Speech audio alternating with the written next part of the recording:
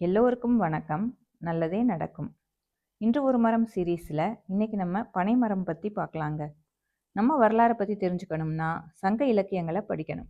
அந்த இலக்கியங்களில் மக்கள் வாழ்வோட பின்னி பிணைஞ்சிருந்ததா முக்கியத்துவம் தரப்பட்டது பனைமரம். பனைமரம் சங்க இலக்கியங்களில் நம்ம தமிழ் மன்னர்களோட சின்னமாக இருந்திருக்கு.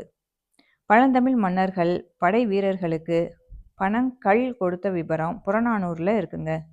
சோழன் நலங்கிள்ளியின் மீது பாடப்பட்ட புறநானூறு பாடல் வரிகள்: தலையோர் நுங்கின் தீஞ்சோறு மிசைய, இடையோர் பழத்தின் பைங்கனி மாந்த, கடையோர் விடுவாய் பிசிரோடு சுடுகிழங்கு நுகர அப்படின்ற பாடல்ல இருந்து பனைமரம் அக்கால மக்களுக்கு முக்கிய உணவா இருந்துச்சுன்னு தெரிஞ்சுக்கலாம். அதோட வீரனின் ஒரு கையில் ஈட்டி, கரிய குடுமியில் வெள்ளை பனை ஊலை ஊசிகள் அப்படின்ற குறிப்பு இருக்கு. இது மூலமா பனைமரம் பழந்தமிழர் வாழ்வோட இரண்டரை கலந்து இருந்துச்சுன்றது தெளிவாகுதுங்க.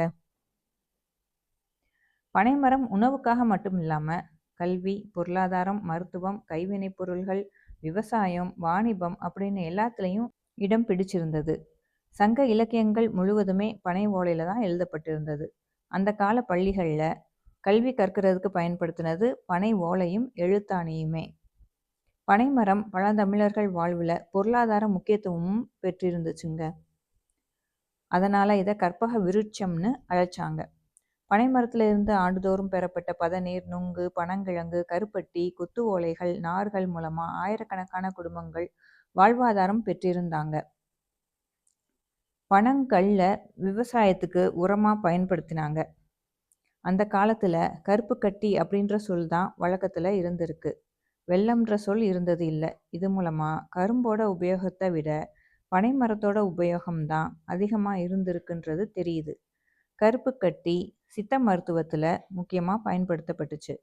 இப்போவும் பனை ஓலைகள், நார்களை பயன்படுத்தி விசிறி தயாரிக்கிறது, பாய் முடைதல், கூடை முடைதல், கைவினைப் பொருட்கள் செய்கிறது இருந்தாலும் ரொம்பவும் குறைஞ்சிருக்குன்னே சொல்லலாம்.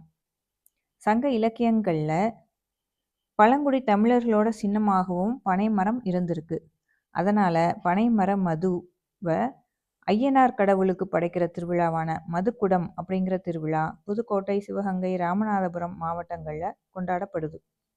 பனைமரம் வறட்சி தாங்கி வளரக்கூடியதுங்க. இதோட ஆழமான வேர்கள் மண் வளத்தையும் பாதுகாக்கும். வீடியோ பிடிச்சிருந்தா லைக் பண்ணி ஷேர் பண்ணுங்கள்.